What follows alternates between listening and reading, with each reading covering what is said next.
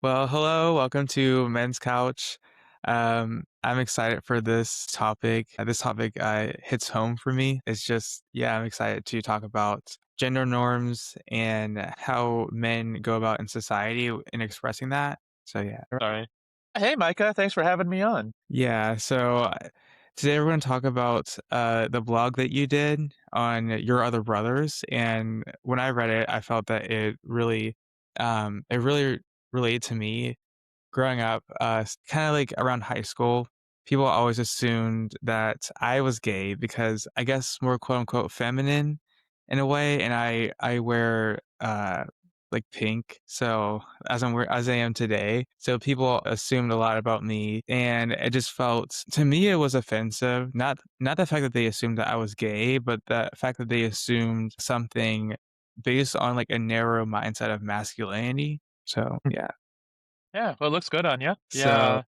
Yeah. Well, I mean, for those of you who don't know who are listening, I'm a blogger on Your Other Brothers. I'm named Eugene Heffron, and I talk about a whole variety of subjects, when it comes to faith and sexuality. And yeah, like the recent one I wrote, I kind of definitely wanted to tackle the subject of gender norms, trying to as best I can, look at it from such a nuanced perspective and middle ground perspective. Like that thing is, in this day and age where everyone's so divided over everything, that can be hard to do.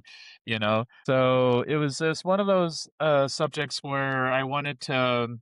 There's kind of two extremes when it comes to gender norms. You have like the overly rigid gender norms, and then there's like the kind of anything goes kind of perspective. So it's one of those things where I wanted to examine those in between, basically. yeah, I think you mentioned a good thing is that mentioning like these nuanced subjects can step on a lot of people's toes that like you said that go on one side of the spectrum and then another side, and it could kind of sort of create like a conflict, and really it's not really about conflict, it's really about how can we have an authentic sense of masculinity where people feel that they can express themselves authentically, but we're not saying that we're going on the other side of becoming women. We're still maintaining our sense of masculinity and just its like different forms. I think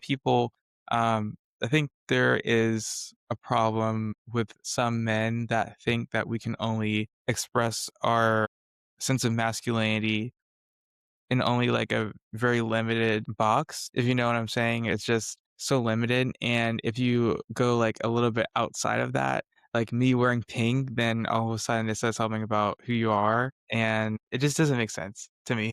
Yeah. Yeah.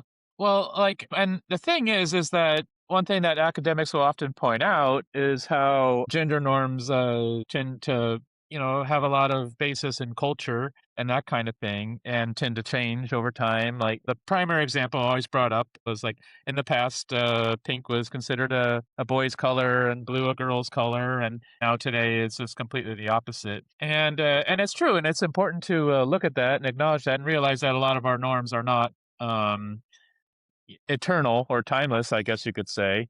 Hmm. But at the same time, like one thing that kind of that I started off my blog with was that several years ago there was that big uproar when Harry Styles was photographed and on the photo of a magazine where he was wearing like this kind of lacy women's dress and everything. And of course, you can imagine people on both sides of the spectrum, going crazy about it. You have the more liberal spectrum saying like, "Wow, this was so stunning! How brave of him!" Blah, blah, blah, blah, and conservative spectrum saying, "Oh, this is gross. That's so stupid." Blah, blah, blah, blah, blah.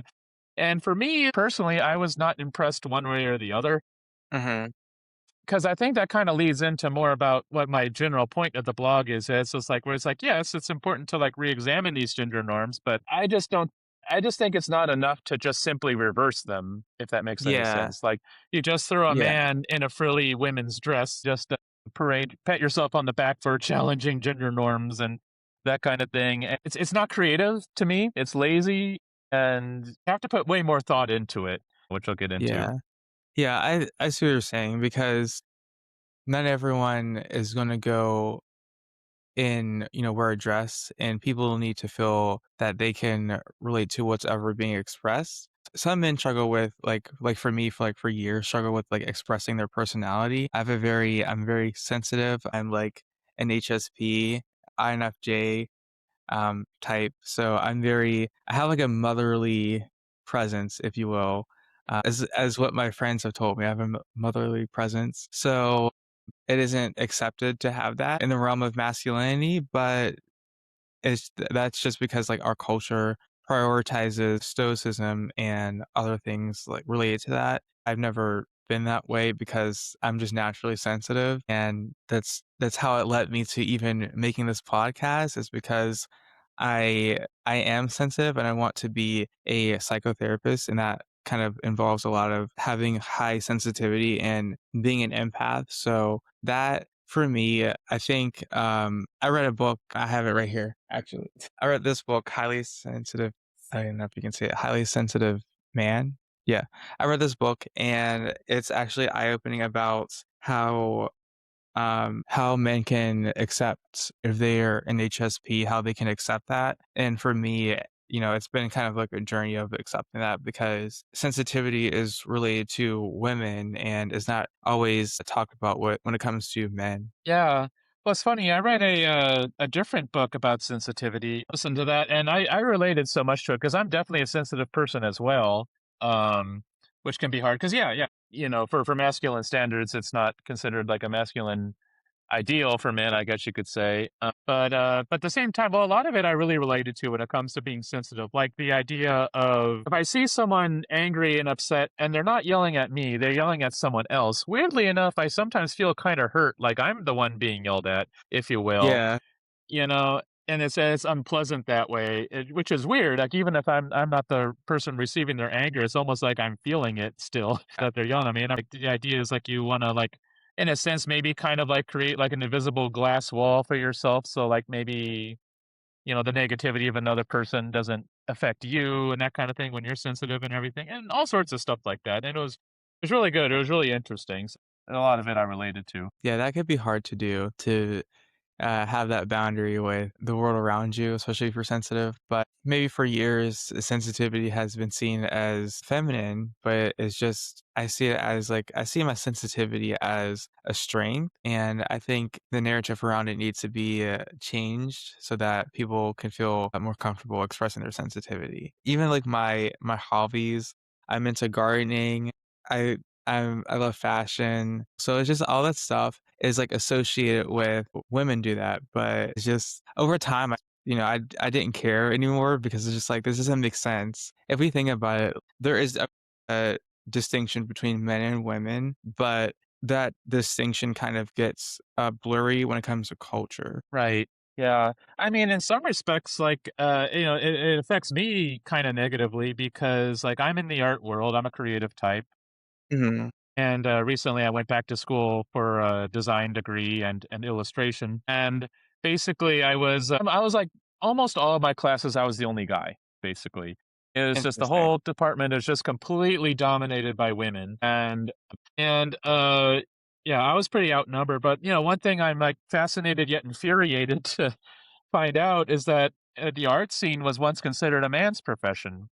That's interesting. Yeah, like in the early 1900s, like that was considered a masculine job, a man's profession, and that kind of thing. And it's just, now it's considered more of a women's profession. Now it's like done a total 180. And, and admittedly, it kind of makes me mad because it's like I Yeah. don't have anything wrong with like more women being in the art world, but it's like, could it not be just like the complete opposite where I'm the only guy, I mean, could it at Yeah. least be 50-50? And a lot of times it makes me feel it's often left me feeling pretty like, well, I don't want to say outcast, just out of place and, and disconnected. And I think a lot of times modern people kind of get it into their minds that that's just the way it is, or Mhm. women are just way more into art than men, and and they think it's always been that way because it's always been that way as far as they can remember in their lifetime, yeah. Yeah, I relate to that because, in my classes, it's mostly predominantly women, which is not a problem.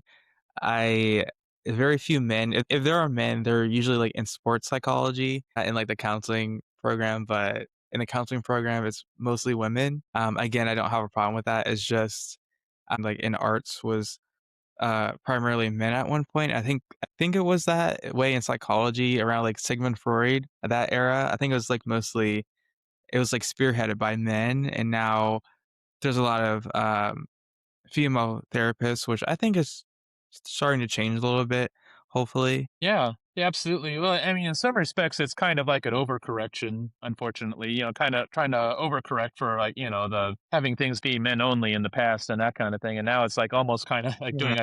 almost doing a total 180 where it's almost like completely women in a lot of these fields, and hardly any men.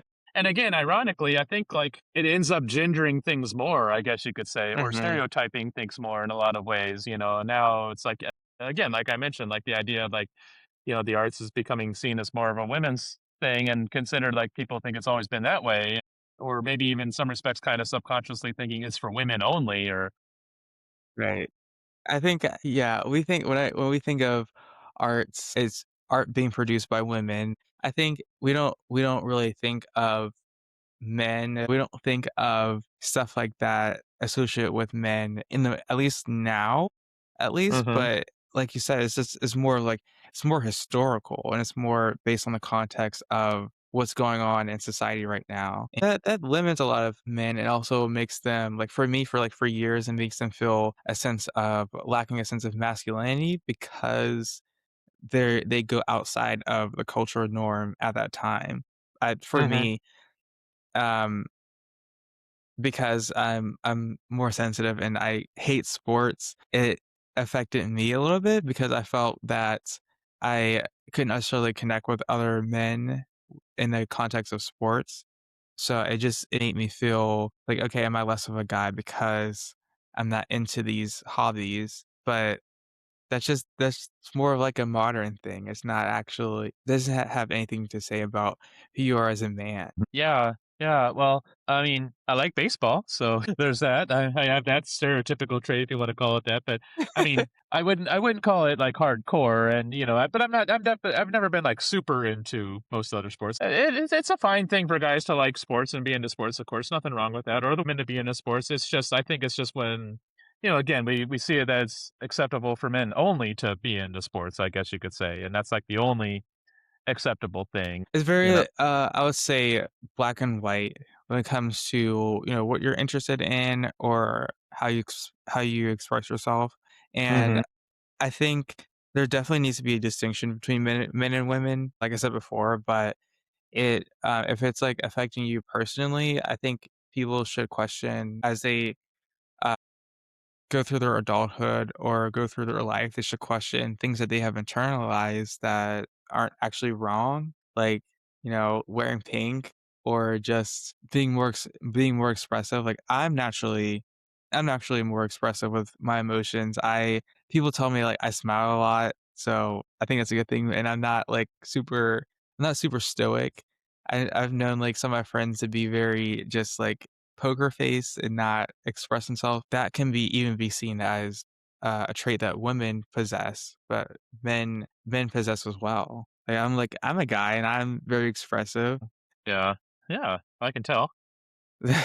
That's the problem when we do have, like, these really stiff gender norms and that kind of thing, and how it can really, be confining and that kind of thing. But on the other hand, we also kinda like I've mentioned before, we also have that other extreme, which is just to like, "Oh, let's just have" let's just have men act like women. You have, like, that other spectrum and how it is with drag. Now, maybe I'm old-fashioned, but I've never been interested in drag, and I Mhm. personally don't get it. It's just like I think like my issue with it is that it's just well, I mean, it's basically guys acting like well, acting and dressing and having makeup like women, basically very stereotypically like women. I don't get it. And it's just like I think that's And I've never actually watched it before, so I'm thinking, like, in my mind, is it like, are they poking fun at the things that are stereotypical for women? I think when we go to the other extreme, then we kind of like it defeats the purpose of the whole sense of expressing your gender. yeah. Yeah. In some respects it's almost kind of like mocking the opposite gender. I personally don't know what the purpose of drag is. I've never watched it, so it's like people that like participate in it or watch it maybe need to question what's the purpose of this? What purpose does it serve? Like, is it mocking? And that's not to say like it is, but, I think we need to question those things when it comes to certain extremes. Yeah, but also it's like when it comes to like maybe some gender bending, you want to have like substance behind it, if you will, Yeah. rather than just, throwing a dress on a man and calling it a day. Because I remember several years ago, like when the whole drag queen story hour thing was being a big controversy in the news and everything, like I saw several people post on Facebook this one meme that said, "Oh, you have all always enjoyed drag and too ashamed to admit it." And it showed a bunch of pictures of like, Robin Williams as Mrs. Doubtfire or Dustin Hoffman as Tootsie or Bugs Bunny dressing up like a woman, to get away from Elmer Fudd. But at the same time, I'm like, I Those don't think episodes that. are actually funny. Yeah, but at the same time, like, well, I'm like, well, there's substance behind all of those. It's not just guys dressing like women for shock value. It's like Mhm. Robin Williams, he was dressing as Mrs. Doubtfire because he wanted to be closer to his kids, and did that as a disguise, and then hijinks ensued. Basically, same with Tootsie. That was Dustin Hoffman. Like the reason he did that was because he was trying to get cast on the show that he wanted to be on, so he created this female persona to fool everyone and do that, and hijinks ensue.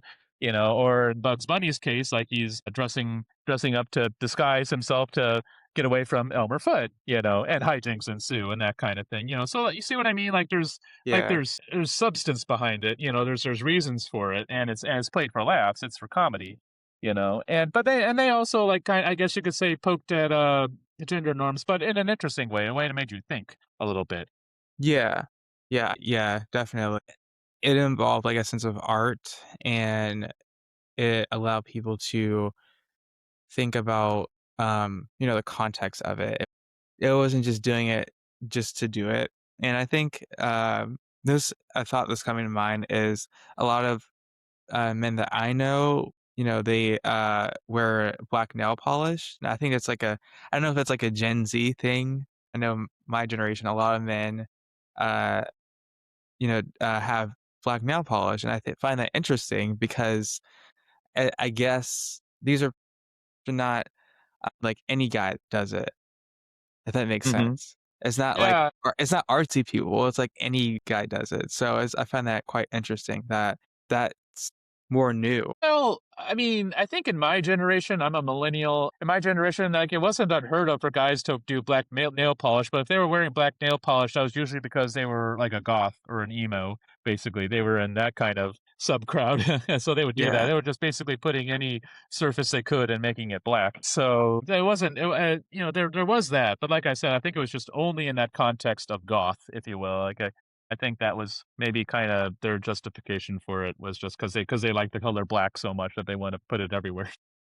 Yeah, and, like, now a lot of men are doing it. It's not just, people that are, like, in that goth scene, that goth culture. It's like everyone's doing it.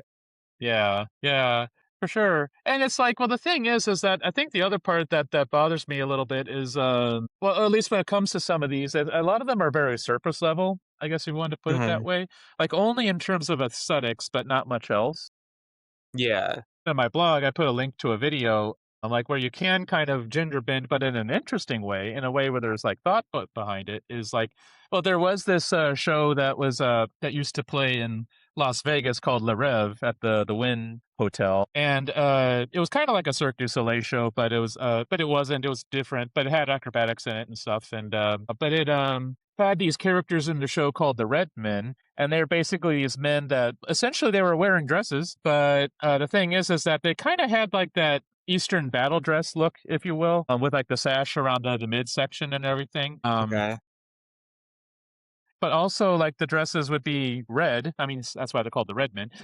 And but they would also be like really ragged and torn up looking, basically. And Interesting. they're only wearing those, but like their upper torsos and arms and everything would be completely bare, so that you see their muscles and pecs and everything above the waistline of their dresses. But the thing is that it generally looked cool. It was like when they would do a lot of these flips, they'd be doing like this dance routine where they're doing all these acrobatics and they're flipping around and flying around, and like their dresses would just sort of flail out like crazy, like these red streaks and everything, and seeing this fabric going everywhere, and it honestly looked like fire and which looked really cool. I mean, it generally looked neat, and just seeing them flipping around and you see just sort of flaming red going everywhere and and you can see the video on my blog if you look on it there, but that's like, okay, now that's actually where it looks cool, and in a way, it sort of almost, like, complements the masculinity of the performers, if you will. Yeah. Um, Yeah. 'Cause, it's not a frilly, stereotypical female dress like, what Harry Styles was wearing. This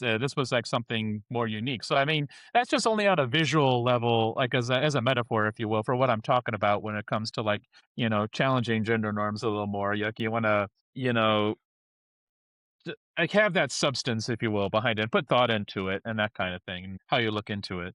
Yeah, I definitely yeah, that's this is very interesting. For me, I'm a very pink guy. I wear pink shirts and pink hats. As for me, it's more of just um like a form of expression, but also um I think it's more like accepted for black men to wear pink in black urban culture. I'm not sure 100%, but I think black men get away with a lot more when it comes to expression and comes when it comes to fashion, at Mm. least what I've seen at my college campus. But I think just in a general sense, when it comes to color, yeah, I definitely found out that it was like in my personality psych class, we were talking like the history of pink and was actually a masculine color, like probably 100 years ago, but it's somehow it switched probably around post World War II time, if I'm not mistaken, but it's actually interesting because, Yeah. now I think now it's like a mixed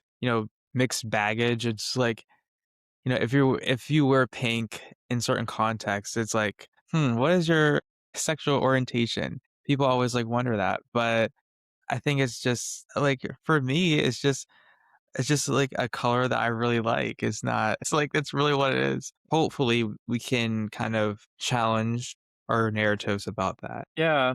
Well, it's kind of interesting you brought up the racial element because I think it's kind of like that. A lot of black men will wear earrings, or like Yeah, even diamond earrings and that kind of thing, and that's kind of socially accepted as masculine. But admittedly, like when white men do it, I mean, I'm not gonna lie, even I kind of can't help but be like, oh, they're probably gay, if they're yeah, wearing those earrings. I mean, because I mean, I hate to be that way. I hate to be judgmental like that, but most of the time I do kind of end up being correct, to be honest. yeah, But again, that could be a more recent cultural shift and that kind of thing, or cultural indicator or what have you. I mean, I don't know. Honestly, I don't really know how recent that is or what, but that is kind of interesting. Again, there is kind of that a little bit of that racial difference though, because I mean, if I see a black guy with earrings, I'm not gonna probably not gonna think anything about it. But if I see a white guy, then well, so yeah. yeah. There definitely is a definite like cultural even within certain cultures or ethnic backgrounds. It's definitely some things are more normalized in African American culture. There's a stereotype that all black men are good at sports. I'm not good at sports at all. Like I don't like sports. Mhm. And, especially basketball, people like assume that. And my friends have joked with me about that, but it's not how that's just not who I am. African American men, like what I've noticed, definitely get away with a lot more things when it comes to fashion and expressing ourselves. Right now, what's popular is rhinestones on different things, like I guess mostly on shirts. So you'll see like black men have like rhinestones on like the logo of shirts, and to some people that could seem as feminine, but to people in the African American community, it's just a form of expression. So it's like we said, it's like where are we kind of internalizing certain narratives? Where do they come from? And are they inherently wrong? I think people have that fear of, misrepresenting their identity if they kind of go outside of the norm of it. Mhm. That is interesting. When you see something so heavily associated and partaken in by a certain culture to the point where it's just like, well, I'm not a part of that culture, so therefore I don't do that, or I don't want, people to label me as being a part of or like that culture and that kind of thing. I even see, more progressive leaning people will do the same thing. Will do kind of even like in a backhanded way, kind of, I've seen that a lot. They'll say like, "Oh, that's so gay," but oh, there's nothing wrong with that. Of course, it's totally okay to be gay, but that's so gay. That's so gay. I'm not gay like that. I like boobs. I'm not, it's you get kind of that So backhanded thing. So I have a couple of questions. So yeah. did that, like, sort of the terminology of that so gay, that existed, like, when you were, like, going through high school and adolescence, right? Hmm. Like, Oh for yeah, millennials, yeah, that existed. So, like, I'm yeah. just wondering, like, how far back that stretched, because I think even my parents' generation that existed, I'm just, like, wondering, like, where did this policing of men become common when they're, like, going through adolescence and adulthood, like, of that a mindset of, that's so gay, even though it's, like, I think, even, like, the term gay, the word gay, like, it used to mean, like, I'm a big listener of, like, '60s music. I love '60s music, and a lot of the songs have the word gay in it, but it's actually, like, actually means happy. Right. And then I think, like, later on I think it meant feminine, and then more so recent is more of, like, feminine and there's something about your sexual orientation. So I think it kind of shifted, even, like, the language shifted, but it's used in, like, a derogatory way a lot of Uh, times.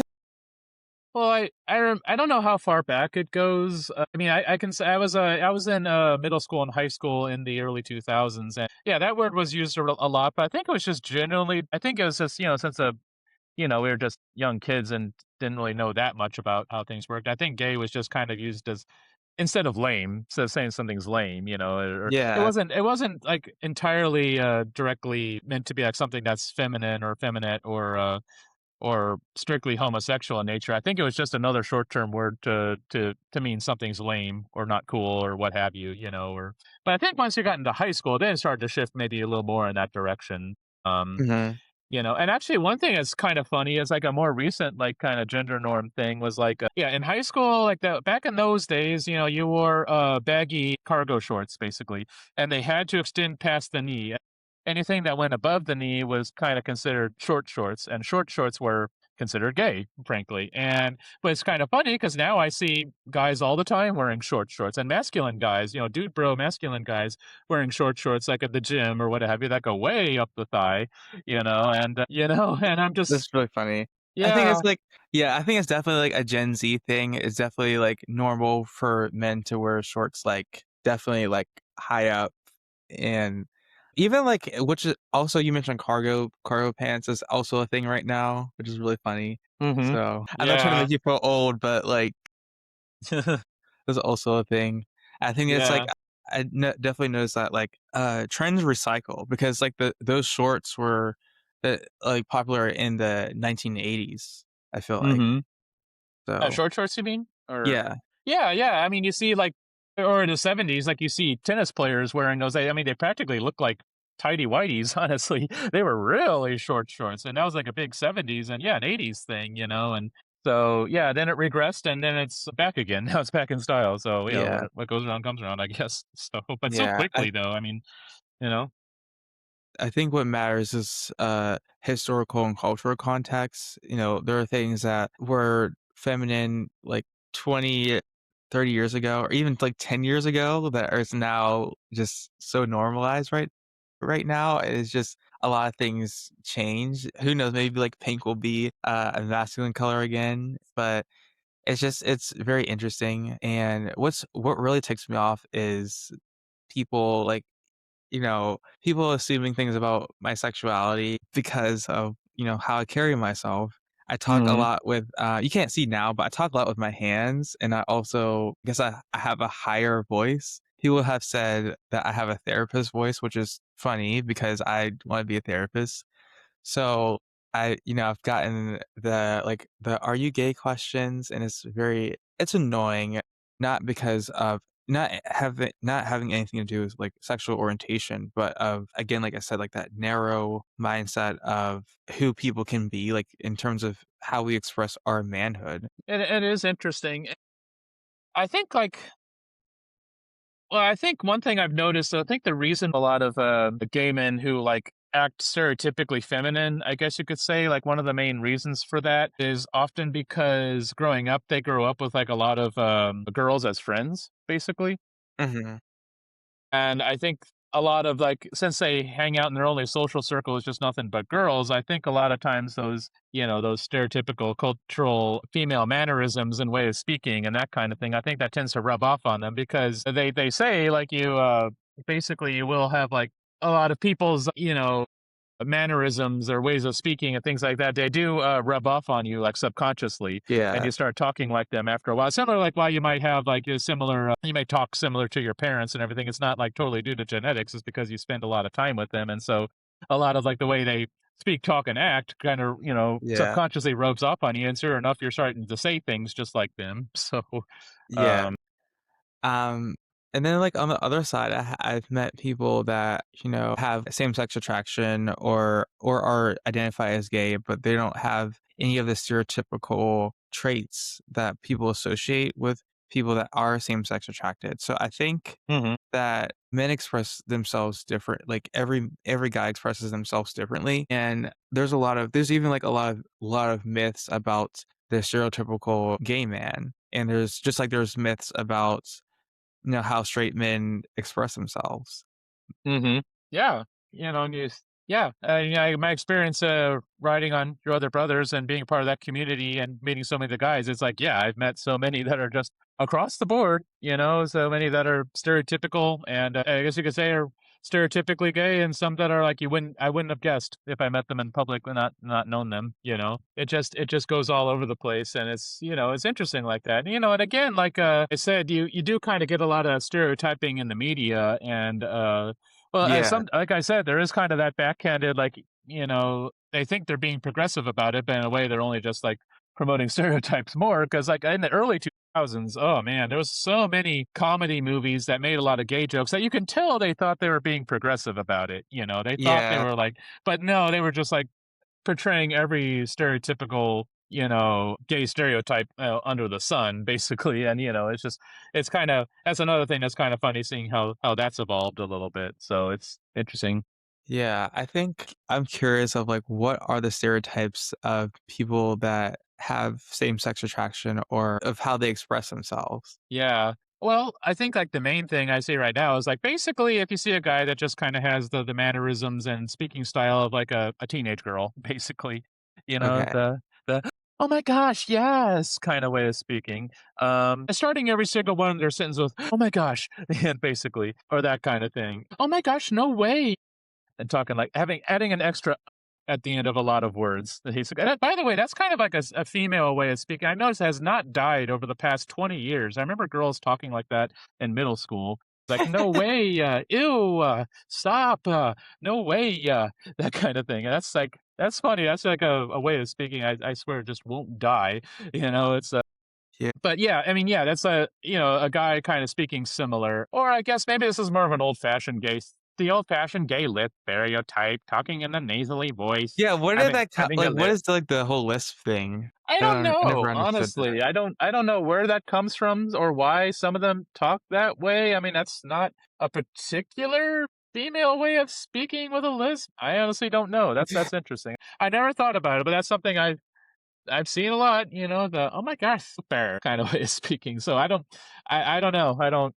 I don't know where that comes from, honestly. Yeah. Yeah, I think there's, like yeah, because I don't for me, I definitely don't fit, like, I guess, like, the straight guy persona, if you will.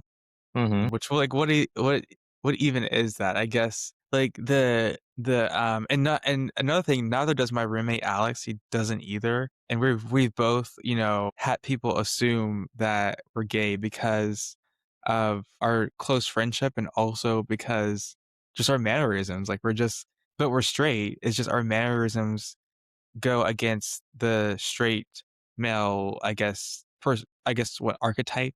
I don't know, for lack of a better word, archetype. In high school, I got that a lot. Not so much at my university. It's maybe like it's more quiet. I think as you get further into adulthood, it's more of like a quiet questioning of someone. Um, but yeah, I definitely have gotten a lot of that. Mhm. Yeah. Yeah, and, well, honestly, I think in a lot of respects, a lot of just the regular gay culture doesn't help with that either because I think they like to really, really, really promote the gay stereotype. if you will. You know, it's you get that, you know, and play it up like crazy deliberately, if you will. And I think in a lot of ways that just I don't think that really helps anyone, in my opinion. It's just Yeah, I don't know. I mean, I think they do it just for the sake of being again, another one of the aspects of just doing it for the sake of being rebellious and that kind of thing. You have that aspect of just trying to be rebellious, but I think again, it just kind of still kind of promotes gay stereotypes and you know, I think it does kind of promote labeling, I think, and that kind yeah, of it thing. does. So in a lot of ways, maybe in a lot of respects, that maybe like they'll kind of claim random things as gay and that kind of thing, and try to integrate it into gay culture and that kind of thing. And that's kind of another thing that I'm not big on either. I kind of wish wasn't a thing. And because if anything, like I think it just makes, you know, regular straight guys more insecure about how they present themselves and stick to maybe their stereotypes even more, you know, and that kind of thing. And you know, and I think like the biggest issue when it comes to like you know, what's considered, you know, masculine or feminine or even gay behavior is like, and this is the subject that just fascinates me to no end, is just how in the past men were way more comfortable to be physically affectionate with each other. And you know, and all That's those quite photos, interesting. yeah, and all those photos were documented on that Art of Manliness article, the History of Male Friendship articles, and showed how physically affectionate that they would be with each other, how emotionally, and you know, use really flowery language when writing to each other and for their affection for one another and that kind of thing, and just how that was normal and no one thought anything about Are it you back talking in the about this day. book? Oh yeah, I yeah. think I still have this book. Oh yeah, I have it too. Yeah, yeah. Is that the Picturing Men book? Yeah, Okay, nice. Yep, that's the one. Yeah. yeah, I still have that. It's Yeah, it's very interesting. it's fascinating, and now it's just, you know, that kind of, you know, that's just, you know, that behavior just gets so stigmatized, and a lot of people like to point to homophobia, and it's like, yeah, sure, but at the same time, I think it's just also people are just really afraid of being labeled, and rightfully so, honestly, you know, they Yeah, just don't wanna be yeah, labeled by other people, even by yeah, again, even by more progressive-minded people will do a lot of labeling, and I see a lot of, you know, folks trying to label a lot of those photos as like, "Oh, those were historic gay couples," but even though most historians say like, "Well, you know, being gay back then in a gay relationship back then was way more dangerous, and you don't wanna provide smoking gun evidence by taking a photo of it," you know? yeah, So, you know, it's either way, I just find that but, you know, now in our minds, in our present day cultural minds, that's just that sort of behavior is seen as like, "Oh, that's only inherently gay, and only gay men do that, only gay men act that way," and that kind of thing, and so it's just, you know, I just find that endlessly fascinating. I just think that that's just really, really interested me, and, I mean, one thing I do every year is I make, these, Christmas cards for a lot of my guy friends. I call them bro cards, and basically, they're custom drawings that I make. Yeah, and the idea is that they're cards that guys can give to their guy friends without, feeling awkward or weird about it, you know, and so is you know, it's kinda one of those things where I wanted it to have, like, emotional impact, but at the same time, I want it to be accessible, if you will. It be yeah, accessible and, like, kinda have a masculine look to them, but also, like, not stereotypically so. I also didn't want them to be too schmaltzy and feel like a Hallmark card too much, and but still wanted them to feel heartfelt and that kind of thing. But you know, even with that, I shouldn't feel insecure about it. Like, but the one thing I wanted to do to like make sure it didn't look like gay couples in the cards was I would have like you know if I have several men, you know if I wanted to have guys like with their arms around each other, I had to do more than two. Basically, I had to make a group of guys like three or more, you know, sitting together, close together, my shoulder to shoulder with their arms around each other, and you know, so it looks like a group of guy friends. If you only have two, if you only have the rule of two guys, then it just, you know, again, in your cultural modern consciousness, you instantly think, oh, gay couple, you know. But of yeah, course, I wanted to avoid that. So in order to avoid that, I have to make more than two guys sort of snuggled up together, you know, and doing that, trying to shake off that stigma. So it's an interesting balancing act whenever I make those cards every year. And it's you know, it's but it's fun to do, and it's an interesting experiment out it's shaping up gender norms, but doing it in an interesting way and creative way, you know? Be creative and unique and challenge those gender norms with, you know, without just, like, turning men into women, essentially. yeah, yeah, yeah, it's definitely all about cultural context, and, you know, me and my roommate were super affectionate with each other, so it's not like, we don't see it as weird, we see it as normal. I never, like, experienced that. I mean, um I think it's because what's different is because for both of us, we both grew up with people assuming things about our sexuality. So we just said that we're going to authentically express ourselves without internalizing other people's judgments. Because I think when we do that, we kind of limit, how we just naturally express ourselves. And some people are just naturally more affectionate, some people aren't. But if you feel like you have to like suppress that, then that's more of like a fear kind of response based on, the culture or how what culture says that you should behave. But I think a lot of men need to just overcome that fear and to, kind of like what you did is like give cards to your friends. I do the same thing, for Christmas. So it's not like I just show like my appreciation for them. Yeah, well, that's great. That's great, and, that is hard to, get past that stigma about what people think about you. It's hard for anyone to do that, you just can't help it. You don't wanna be labeled, and you just can't help it, you Yeah. know? You just can't help it not wanting to be, mislabeled or misunderstood or that kinda thing, and, sometimes it's hard to get past that. It really is. It's genuinely really hard. Yeah, it can be. I think a reason that is difficult is because, um and I talked with, like, my professor about this on, she was I had her on the podcast, and she was saying that, like, for men, there are a lot more rigid roles than women. For men and how they express themselves are a lot more there's a lot more, rigidity when it comes to how we just show up and how we can be authentic. Mhm.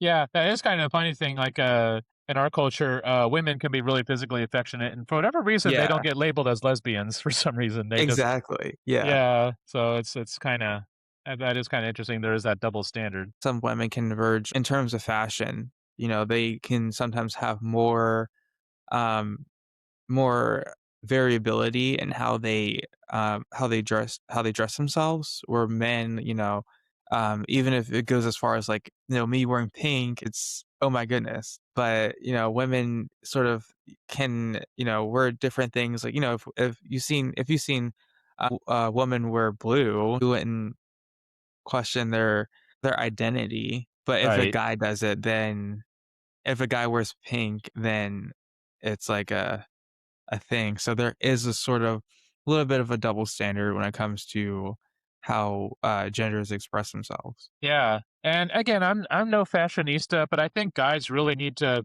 step up the game in how they how they dress these Yeah. days. Although this is my biggest pet peeve that drives me crazy. I'm so tired of seeing guys nowadays wearing gray sweatpants. Like, I am so tired of gray sweatpants. I think they look slovenly. I just think they look so slovenly. Looks it's dull, it's drab, and I just wish that, guys would put a little more thought into what they're wearing and looked nicer a little bit. And, in my case, like I'm not exactly a flashy dresser, but I like to dress in a way that, still looks kind of neat. And I do get these shirts from these online retailers that I found and that I really like. They have like these patterns on them that sort of look like tree lines and stuff like that. And they do stand out, in a way like I don't see anyone else wearing these. Everyone else might be wearing like a generic graphic T-shirt or something, but I like, and I like it. To me, it's just one of those things where it's like kind of has like have a bit of a subtle kind of fashion statement going on where it looks cool. It doesn't at the same time. It's not like over the top and flashy and called attention to itself. So I kind of like that. But either Yeah, way, I I'm mean, I wish guys would do away with the gray sweatpants. yeah, I'm definitely like a fashion person where, I wear different I wear more like a lot of like bright things. Like I wear, bright blue, bright pink. There is an aspect where men, whether through like socialization or just trying to blend in, that there is just like, the hoodie and then the sweatpants. I could never do that. That's just not my style, unless I'm like super lazy and I'm just don't care. But I like to, be more mindful about how I appear. And I don't know if it's like, I don't know if there's a change a little bit with Gen Z. I think after COVID, a lot of people kind of just, because we were like inside, a lot of people definitely just kind of didn't care as much. But I think it's starting to change a little bit with, you know, I know Zumiez, is popular among my generation, the store. Shein is popular as well. You know, there's different things that are kind of like fashion trends, but I think in a general sense, I am sometimes, like, upset that men don't have more of a variety whenever we, like, because 'cause I'll, like, go shopping with my friends, and then I'll see that, like, in the men's section is just so, like, limiting. I'm talking about H&M, but I don't know if it's not like that everywhere, but just Mhm. it's just kind of it's interesting, but, um I mean, I understand the wanting to blend in sometimes. I remember I was very much in that mindset, like, in my high school days and everything, and, Mhm. you don't wanna be made fun of or anything, but I guess sometimes that mentality kinda continues with guys, like, into their 20s and that kinda thing. Because I remember in the early 2000s, like, I remember the masculine, kind of style back then for teenage boys. It was always, I mentioned the cargo shorts. It was always khaki cargo shorts. That was the thing. It always had to be khaki cargo shorts. It went all the way down past the knee. And then you had like those polo shirts. A lot of guys wore polo shirts back then for some reason. And they also had like those sort Interesting. of they sort of had those pre Justin Bieber haircuts, but they were a little longer though. They were kind of longer in the back. I don't know how you describe it, but there was that. And they also wore those sort of beige Crocs. So it was that fashion get up for all the regular guys in high school back in those days, and I just remember even back then, I remember kind of thinking like these guys kind of all what's the word? They all just kind of blend together. They all look the same. I can't tell them apart, because Yeah. they all had that look basically. Well, first of all, a lot of those trends were kind of like I see those trends now, like with especially with the cargo. The cargo is definitely like a new trend that I see a lot of people doing. But I think, with the popularity of, like, online retailers that a lot of people are, especially in my generation, like, it's super normal to just go on Shein and get something that, like, caters to more of your style. So I think there's a lot more diversity a little bit now that I see. You might still have people that are just still dressed like the stereotypical sweatpants and sweatshirt, but now it's just, like, more there's more, like, variability, I think because of with, online retailers, people have more options. Yeah, true. Because whenever I go to like, I mean, I hate clothes shopping in general. That's just me. Especially going to the mall and going to the clothes store. I just loathe doing that. I guess you could say that's more of a stereotypical masculine trait for me, I suppose. I don't know. I just something about it. I just really don't like.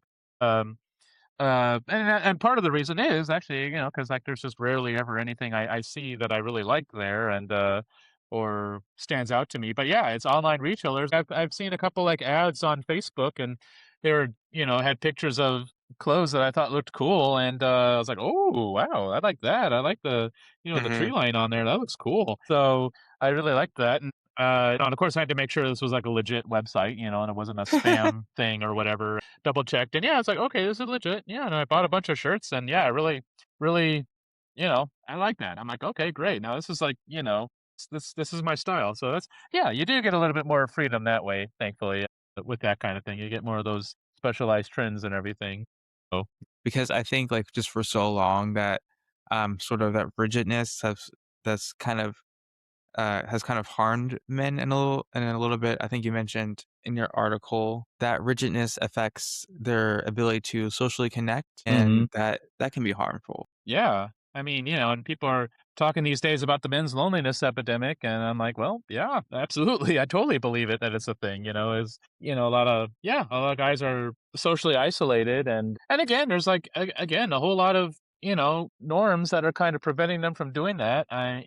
Basically saying, I mean, there's that whole aspect of suppressing your emotions, and then there's also that whole aspect of like, oh, real guys should be seeking a girlfriend or seeking women to be having sex with. What are you doing? Waste your time with guy friends or that kind of thing. Or once you get a wife or a girlfriend, you don't need anyone else. Yeah, that's all you need is just your girlfriend or your wife or that kind of thing. I actually did some art pieces at my school dealing with the men's loneliness epidemic topic. I was terrified of bringing it up to them because these are like ultra liberal women, ultra liberal. I was just so terrified they were going to rip me limb from limb for talking about the men's loneliness epidemic and being like, "Hey, you're promoting the patriarchy. How dare you say that men have it bad in any way?" Or, I mean, none of them said it. Really? Yeah, I mean, none of them Interesting. said anything, or at least I had to be. I was careful on how I worded things. Although I did remember, like, overhearing one girl saying something to the effect of that. Like, "Oh my gosh, there's so much talk about the men's loneliness epidemic, like, are you kidding Yeah. me?" And acting like it was really stupid, and of course, that's another environment where I felt like I had to really be careful what I said, but at the same time, I felt like, "No, I really feel it's important to, like, express this. I really do think this is a cultural, societal issue. I wanna express it through, like, the artwork that I'm doing, but I was careful about how I worded it when I was presenting my project to the class. So it's like, so the theme is kind of about the loneliness epidemic, which just happens to affect men. Anyway, said that really quick Yeah. and just went on, So I couldn't help. I know there were probably some of them that were seething on the inside and probably judging me quite a bit, but I didn't care. I wanted to do what I wanted to do. So Yeah, I think there's definitely, like, a double problem with, recognizing that there is, a loneliness epidemic, but when we actually mention it, then we don't get like, men don't get the reaction that they actually need, they like, even, like, if, like, discussing it, then we expect support, but, like, instead we get, like, those shutdowns yeah, and, like, kind of like the minimization of it, but, the reason why that is talked about is because it is, um and it is an issue, even though like, even if it's, like, talked about, like, heavily, it's still, a significant issue, and I yeah. think when people aren't able to talk about, like, in, like, safe context, then that's it just creates more problems and not being able to, talk about that, so Yeah. Well, again, it's kind of sadly, it's a sad reflection on our divided cultural, socio-political climate. Like everyone thinks, there's no in between. You have to be on this extreme or the other, and nothing in between. One side is right, the other side is 100% wrong, and everyone has that attitude. But no one wants to be moderate, look at the, moderate points of view, the gray zones, the in between, or anything like that. It's just like, nope, my side is 100% right, your side is 100% wrong, and just embracing those, but yeah, the black and white extreme mindset, on just about any issue these days, unfortunately, and it's just which is again why it's difficult to talk about these things. Because like I said, I was really worried that bringing up the men's loneliness epidemic, I would be instantly shut down and labeled, "Oh, misogynist, patriarchy, toxic masculinity, blah, blah, blah," kind of thing, and it wasn't unfounded fear, I mean, I think it was legitimate, so but then again, I yeah. wasn't I wasn't trying to be friends with any of them. I mean, none of them were my crowd, so, I really shouldn't care, but at the same time, it's yeah. Yeah, and, so another question I have is how, so the organization of your other brothers, how have you seen, men that are a part of that community, how have you seen them kind of, um, go out of the typical gender norms of masculinity? How have you seen like, in healthy ways, how have you seen that? Or they're expressing their, authentic self, but it's not a stereotypical masculine. Yeah, well, last, October? Yeah, October, we had our oh, no, it was at the end of September, sorry.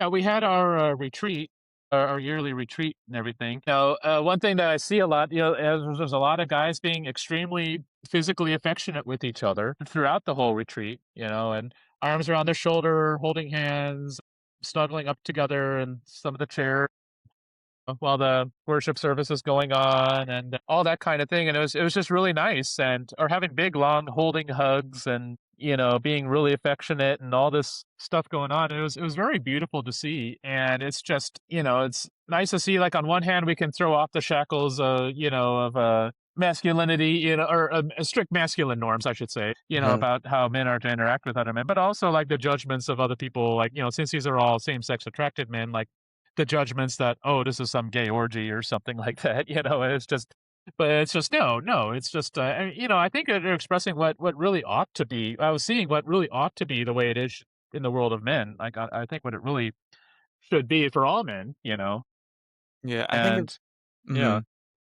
I think because it's not, like, the cultural norm that people go the other way and say, "Okay, this must be," like you said, like, an orgy, so they, like, sexualize it because they can only see it in that, like, compartmentalized lens where they're not like, they can't see it as just, "This is an actual human need," like, "This is social need," like, actually, like, it's, like, a definite social need that need to be, like, held, that need to be touched, and, like, the need for that, like, social connection as a social need, but people don't, like, think of it as like a social need. They think of it as this can only exist in this context, and like if it's like outside of that, then it goes against my like internal my internal bias or like preconceived notion. Yeah.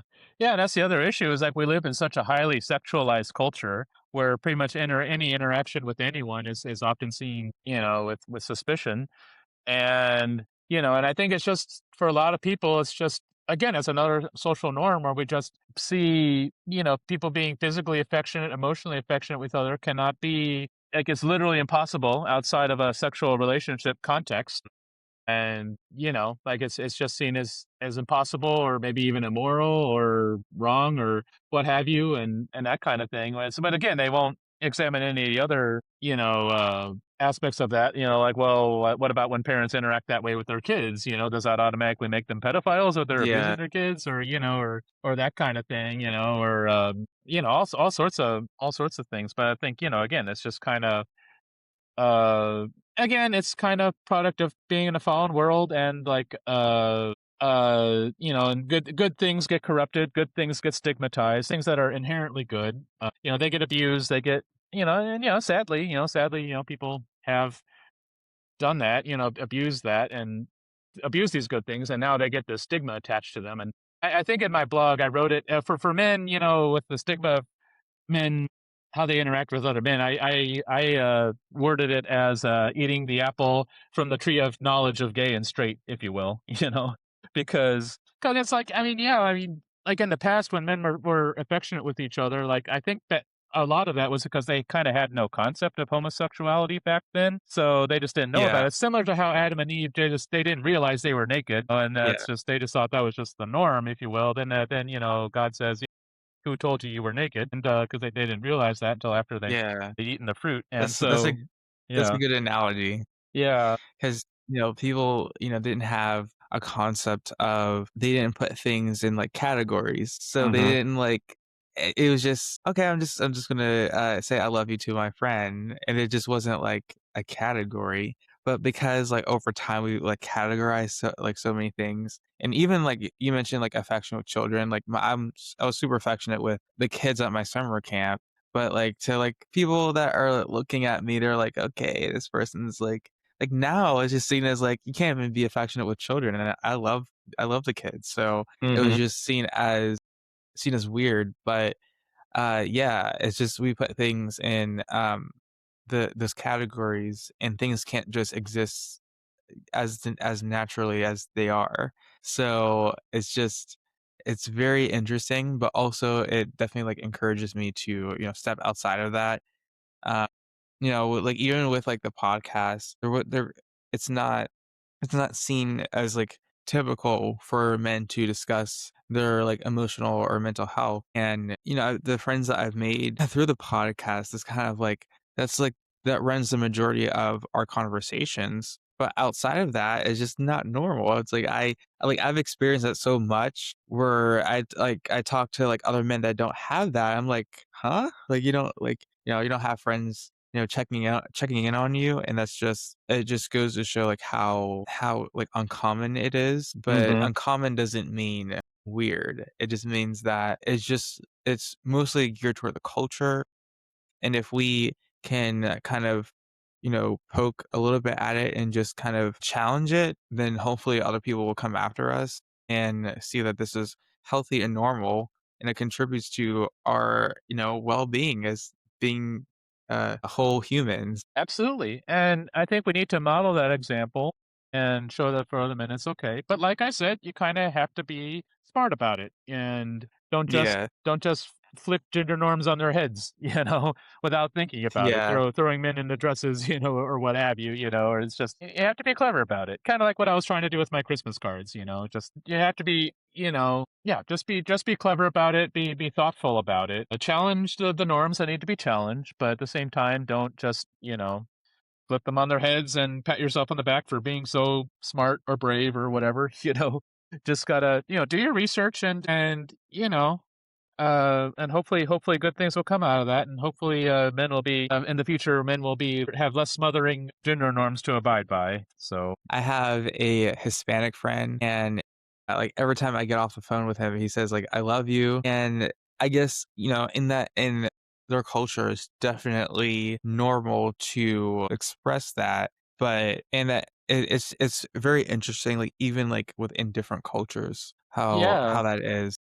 It's actually funny.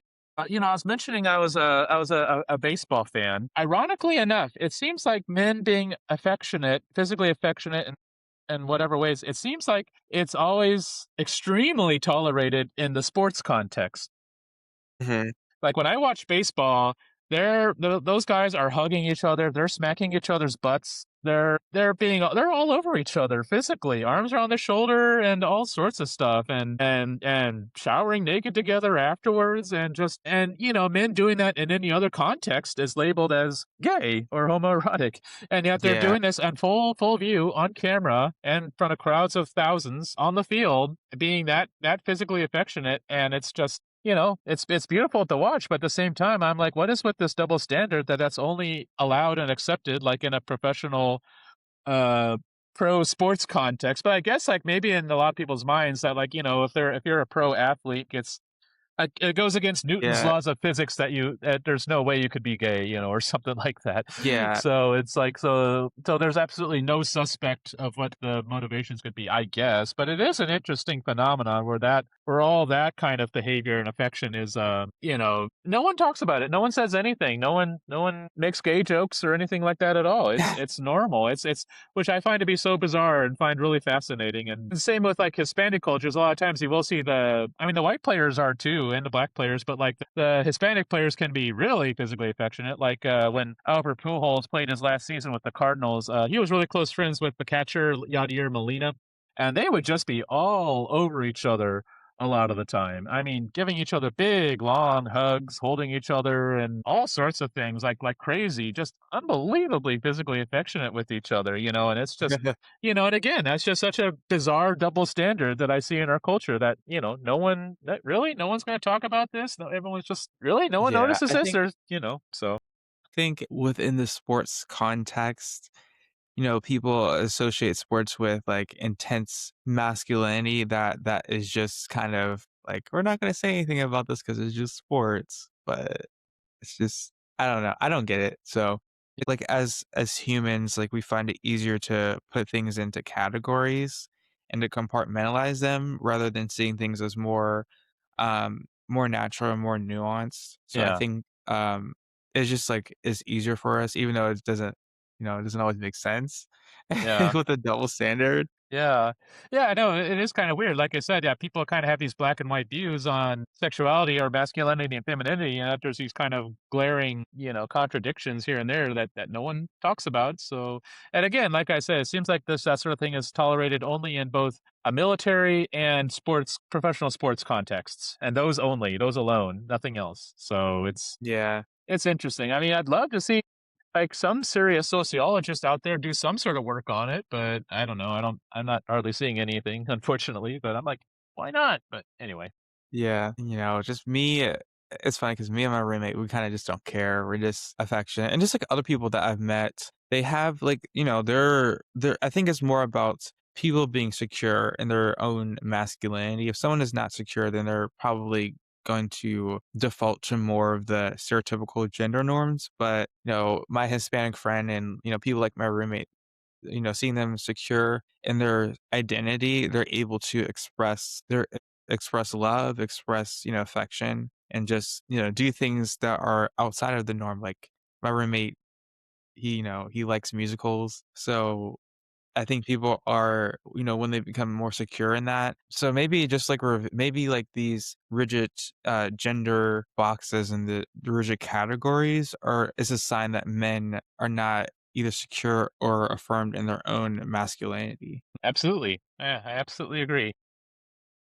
So I think that might be, like, more of, like, the culture is definitely a factor, but I think it's more of, like, an internal thing, like, if you're probably gonna, like, overthink more if you're not, like, secure in yourself, or you're gonna care more about how people perceive your identity or sexuality if you're not, secure about it. So Mhm. I think a lot of men, like, truly are truly not secure in their identity or haven't been, like, affirmed because they think masculinity is something to be achieved, and Mhm. I think that because of that, then they, like and they say, "Okay, like, to perform, I have to perform this identity so that I could be validated." So that's my theory, I don't know. Yeah, over there's also just that fear of being labeled and trying to avoid being labeled as Yeah. much as they can. But, it's just, in a lot of ways, I don't blame them for. I completely understand.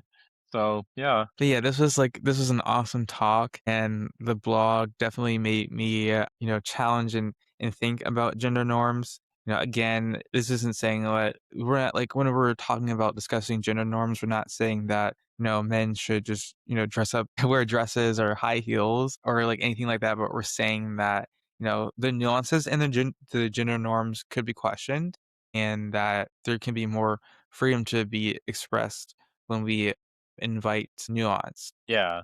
Nuance is the key word here. Speaking of high heels, what's coming to mind is didn't, I think, like, in, like, what was it, like, the early presidents did that? I was just Yeah. reading something recently about, like, how they were, like, wearing like, they had to wear wigs or something. It's just interesting. Yeah. Yeah, like, well, I think that was actually kind of more of a French thing. I think they did wear high heels, but I think Yeah, that was because they had to. I could be wrong. I could be getting this wrong. I think it was because, like, since they rode horses, like the high heels were designed to fit into the stirrups or something like that. I could be wrong though. I mean, something like that. But yeah, yeah. Again, yeah, it's sort of again kind of interesting contradiction where we look at how people dressed back then, and nowadays we would consider that kind of feminine or flamboyant, or if you will. So it is yeah, so interesting. we're just saying that, how you express yourself, it should be, geared towards more, like, who you are, and, like, an example for me is, I like to take and collect, Polaroid pictures, and that is seen as a feminine thing, even though for me, there's a lot of meaning to me taking Polaroid pictures because, it's just something like I could keep and hold physically instead of just like scrolling through your phone for photos. So there's like an art to it. But people, although I think it's kind of changing because like I've met some other men that have that hobby, and they're like the most Mhm. masculine men that you could like. So at least Yeah. maybe like in my generation, Polaroid's like the new cool thing. I think all guys kinda need that affirmation. It's I think they do need that subconsciously and need that kind of validation, especially I mean, I think we are designed to have deep connections with other people of our own gender and have that connection and that intimacy and, I think we are designed for that. And and the threat of losing that is kind of, it's scary. It can be really damaging if you kind of feel rejected by that group. So again, understandably, it is understandable why some guys would retreat to being more stoic or blending into the crowd and that kind of thing. But at the same time, it's just an ever struggle trying to like find that balance in between both the extremes and everything. Hopefully culture will change so guys can find that connection in a meaningful way that's not surface level or or shallow or that kind of thing. Well, this was an awesome conversation. Thank you for having me on, Micah. It's been a great chat, and yeah, enjoy talking with you, and hopefully we'll get to talk again sometime soon and talk about some more masculine things. All right, awesome.